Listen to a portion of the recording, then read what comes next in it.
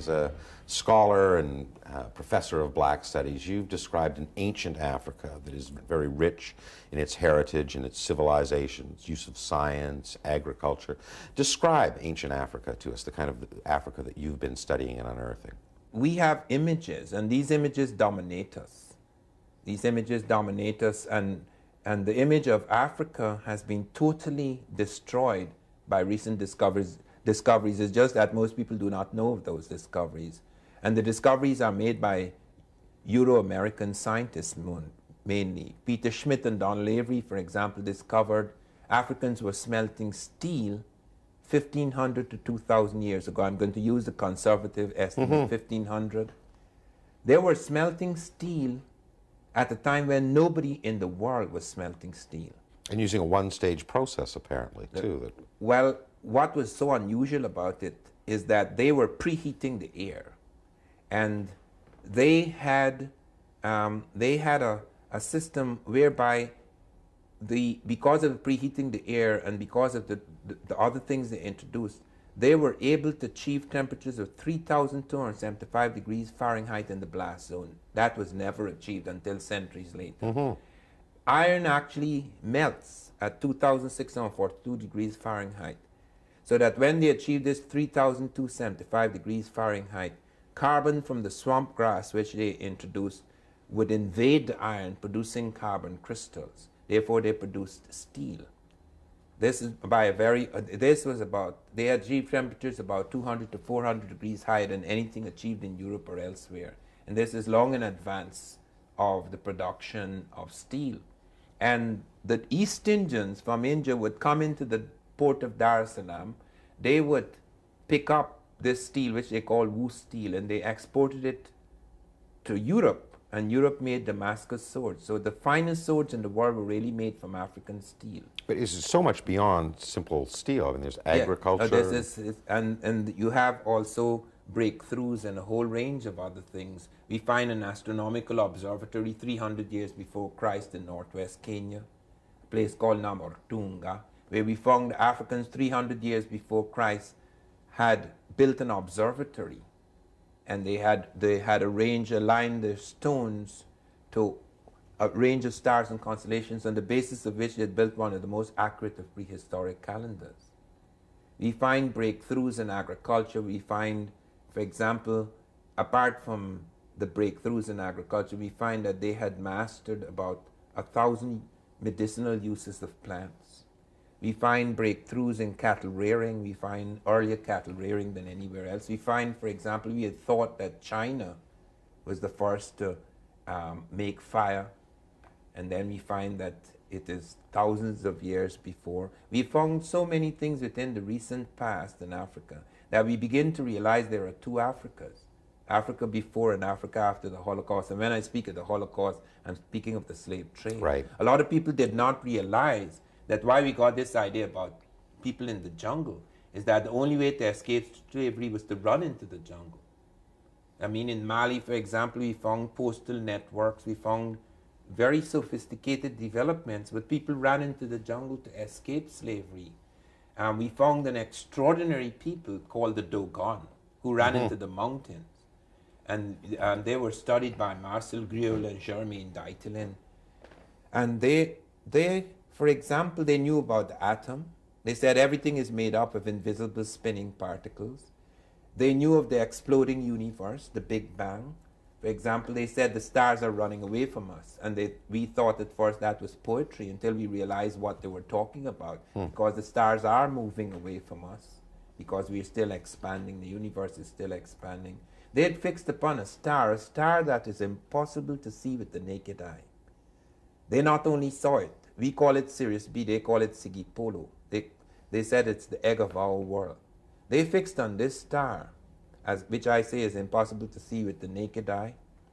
They not only saw it, they plotted its orbit for Marcel Griol right up to the year 1990. NASA's map of the orbit is the same as that of the Dogon. Now, given the destruction of that ancient civilization by the slave trade, it must have been very difficult to actually conduct the kind of research that has produced this kind of evidence. I mean, how have scholars gone about unearthing these new facts that because until they now... picked up bits and pieces like Schmidt and Avery.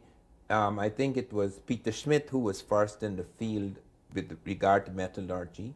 He's not a metallurgist, he's not an engineer, he just kept hearing stories. So then he called in an engineer, Avery, and Avery was the person who actually found some of these machines, had them reconstructed, checked out the smelt. They found 13 of these machines in Iron Age strata. So it was not something that they just suddenly fell upon, you know. And you find, for example, Lynch and Robbins of Michigan State coming upon Namorotunga. You hear stories and you just think it's fantasy or fiction, and then you go to check and then you discover these things. We discovered, for example, Africans are responsible for lots of breakthroughs in medicine. Cesarean sections. The cesarean section in particular, where the cesarean section led to fatalities, 100% fatalities in Europe, until they heard of successful operations in certain parts of Africa, the Baganda of Uganda, and Dr. Felkin and his team went out to check on what these Africans were doing so right that they were doing so wrong. They found that they had superior anesthetics. Now, this is not true of all Africa, because things happen in specific places and later on they may spread. But they found that they had superior anesthetics, that the woman remained conscious during the operation. She only cried out once when the baby had been removed and they were to put spikes in to stitch her back. Then she cried out. Then they found they had superior antiseptics. This was a major thing that Lister only introduced antiseptics in the operating theaters in Europe 2 years before. Now, when would have this been? What kind of time period were This we is talking about, about this kind of medical? 1881 that the team, the Falcon team, went in. But the Africans were doing it before then. Right. It's only in 1881 that the British team went in to check on this. And saw this. Now, probably your most controversial thesis was that Africans, black Africans, came to North America before Columbus. Yes. Give us some insight into that research that is- increasingly caused you to come to that That's conclusion. extremely interesting, because I actually began 26 years ago attacking this thesis. Because being trained at School of Orient and African Studies, which is where we were led to do studies of primitives, all this was very strange to me. So when I came here, and the very next day I came to this country, I read this book, African, The Discovery of America by Lewin, and I thought it was madness. I was very impressed by the linguistics, because I was both a linguist and anthropologist at the time. I was very impressed by how could you have such coincidences? But I actually wrote an article attacking this thesis, and I ended by saying if anyone could show me just one image of an African in America before Columbus, I would begin to believe. And I sent it off to Random House. Charles Harris was the editor of some magazine, Amistad 2. And he called me the week later and he said, Van Sertima, something strange has happened in my table. He said, if anyone could show me the image of an African in America before Columbus. And that was the last sentence in your paper, and I turned it over, and there were 6 images of African America before Columbus, because John Williams, the novelist, had met some strange German who was last of the royal family of Germany, and he had spent many years in excavations, etc., and they come up with these heads. So I then flew to Mexico to see von Lutenau. We became great friends. Every year I would go into different field, into botany, into linguistics, and found that all sorts of things connected. Then I was surprised to find, after about 5 years, that I had collected 12 Europeans, the names of 12 Europeans who had actually seen or heard of blacks when they came, and that Christopher Columbus was the first of these. Christopher Columbus actually wrote in the Journal of the Second Voyage that when he was in Haiti, Native Americans came to them and told them that black-skinned people had come in large boats trading in gold-tipped metal spears. Columbus took 2 of these spears and sent them back to Spain to be assayed. They were microscopically inspected in Spain. And then they found that of 32 parts, 18 were of gold, 6 of silver, and 8 of copper. That's identical with spears being forged in African Guinea. And all the songs that the Native Americans were using for these spears are the same songs that the Africans were using. Ghana Kane, Kani, and Ganin, etc. The Americans had added one word, Ganini, the gold merchants, which referred to the Africans bringing in these things. And then I found Ferdinand Columbus wrote a book on his father. He said, my father told me he saw Negroes north of Honduras. And then I found that Vasco Nunez de Balboa on September 25th in the year 1513, coming down the slopes of Guaracua, which is in Darien, which we now call Panama, actually saw two tall black men among the Native Americans. The Spanish were startled. These men were about 1.5 feet taller than the Native American. They were exceedingly black. They had a different texture of hair, different features. And they asked the Native Americans where these black men come from, and they said, we don't know, but they're in a large settlement nearby, and we're waging war with them, and we've captured these two. Several people commented that. Peter Martyr, one of the first historians of America, said that these black people must have been shipwrecked long ago from Africa and had taken refuge in these mountains. Now, it begs the obvious question is, why do we know nothing of this? Why do we have to have this television interview to find these remarkable stories and facts? The problem is that if you have a certain frozen vision about the people and you find an odd bit of information here, you're not going to follow it up and find that there's a whole lot of odd bits of information, because it's impossible to believe. It's like believing that other human beings went to the moon before us, okay? Because so that if you heard about that, the whole thing becomes ridiculous. But I mean, you are highly respected as as a scholar from Rutgers and Princeton University. But there are others who are out there within the Afrocentric movement who are saying that Napoleon shot the nose off the Sphinx because it had Negroid qualities, and that Cleopatra was black. Why have some kind of forced the facts almost beyond the pale and doing it, discrediting the more scholarly work? That is a tragedy that happens perhaps in all movements. This is what has led to.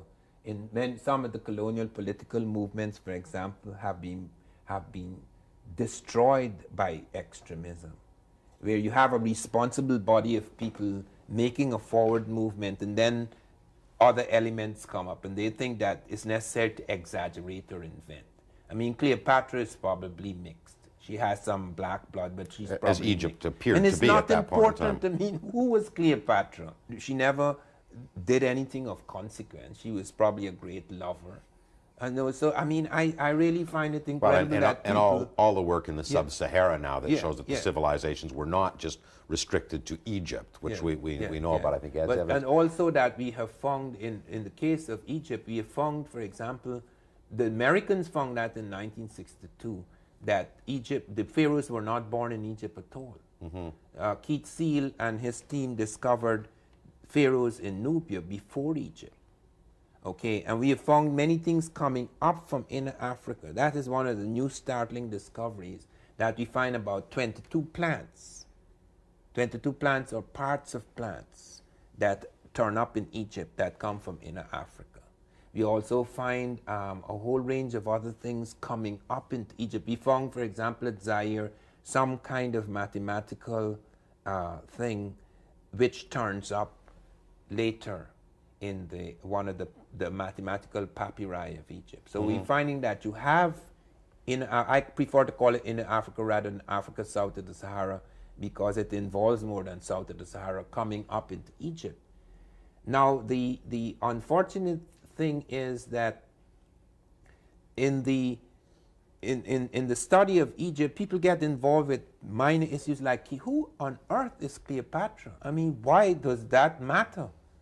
So that you will find people will start introducing irrelevant nonsense like that, and then people can attack it very easily, and then they blow the whole thing up. Right. Now, but one part of Afrocentrism that does seem to be fairly central is this notion of a stolen legacy, that there's been a systematic attempt by white European societies to, steal African culture and then kind of destroy evidence of its existence.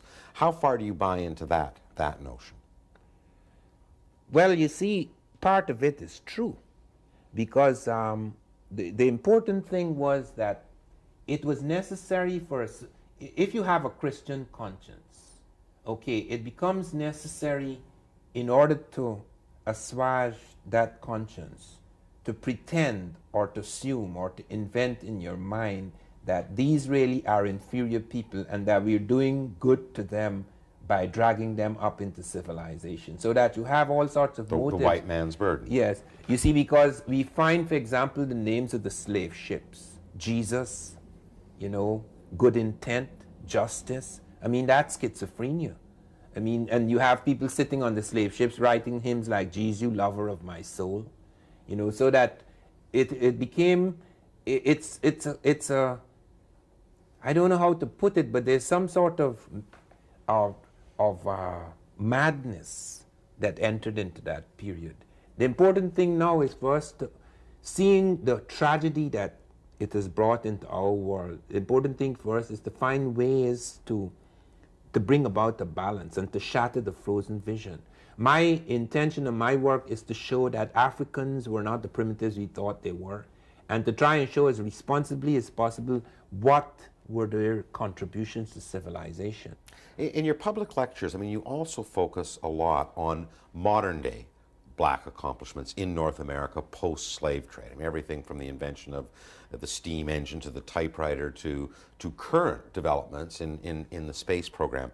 Again, why do we just know about Marcus Garvey and peanuts and nothing else about black accomplishments in modern history? Yeah, that was one of the most exciting parts of my exploration of this, because I went to NASA to study what blacks were doing in space and was startled to find that the leading technical astronaut in our space team is an African American, Colonel Gregory.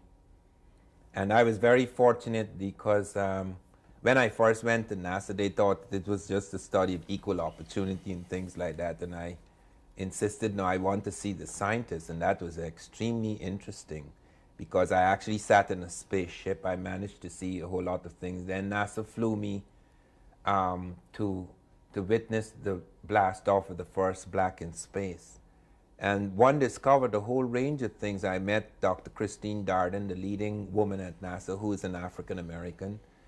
She is now reshaping our planes so that we could fly faster than sound without the sonic boom problem. That's a very serious problem for us, because the sonic boom can shatter eardrums and glass for miles around. But as you pointed out at the beginning of this question, that's a range of things. By the year 1913, more than 1,000 inventions were patented by African Americans. We know nothing of this. So to your audience who listens to this, they would say, not only are these remarkable accomplishments, but they must say, why don't we know anything about this? Well, I often wonder about that, but I think the just as we have this frozen vision that makes us only see one side of Africa, so many of us grow up despising Africa, and there's also the frozen vision that blocks out achievements of African Americans. People get involved in things like music, you know, and sports, and they're not aware that African Americans have been deeply involved in science and have made breakthroughs in so many fields. Well, within the whole area of Afrocentrism, there's a very bitter scholarly debate saying that, you know, Afrocentrism has two purposes. One is to, you know, solid historic scholarship, but the other is to create a historical root and source of black pride, and that the two get mixed up all the time. Is that the case in terms of your colleagues and looking at the body of work that's out there? I think there are some people who invent or exaggerate, or at least put an emphasis on things that do not that are not of any significance. For example, I remember a friend of mine whom I shall not name. He suffered enough. I always warned him. When I was at NASA, I was told about something quite extraordinary. I can't remember what it was. Oh yes, NASA told me that in Egypt, about 2,300 BC or something like that, they found a glider. I remember reading this, yes. They found this glider. It didn't have an engine, but it was not a toy. They said it had aerodynamic qualities. I told him, I said, be very careful with this information. This is not on the level of the Wright brothers, but 2300 BC is not a joke. These guys were actually it's not 1903, experimenting. right? I made it quite clear, experimenting. With flight. Yes, and he went about saying about how the Nubians were gliding from here to there. He lost his job because the New York Times called me and said, we were aware that you are quite responsible, that you're very cautious, that you don't say anything without backup, but wouldn't you admit that in your movement there are lots of irresponsible or such incautious souls? Those words, incautious. I said, I don't have a movement. I'm alone. I don't have a movement. There is a movement going on, and there are some responsible people and irresponsible people. There are some remarkable people who are bringing forward this information. And there are quite a number of them who are really quite remarkable, who have done work as significant as I have, like Dr. Charles Finch, for example, in the field of medicine. And they said, but wouldn't you admit they're incautious souls? I said, I don't know what you're talking about, because this is not the movement. This was February, about 5 or 6 years ago. Opened the paper one Sunday in February, and here is this thing by the New York Times about, they interviewed Van Sertima and something about incautious souls, and one such incautious soul was such and such, who was talking about Egyptians gliding from here. He lost his job. Now, do you think that is an attempt to overcompensate to the slave history that is the dominant part of black history for modern black North Americans? That's all they know about their history is slavery? Yeah, it is very unfortunate, but that the people are driven at times because of the enormous sense of non-achievement that has been presented by this frozen vision. But you see, it is equally reprehensible for people, even after finding out new facts, still to stick to the frozen vision that Africans are inferior and things like that. It's so unfortunate because it's a case of ignorant armies clash by night. You see, so that, I mean, one has to be extremely careful about that, and when it appears, one has to point to it. This sometimes is very difficult because you don't want to hurt people. Mm-hmm. You know, I spoke to him privately. I said, be very careful, don't say such things.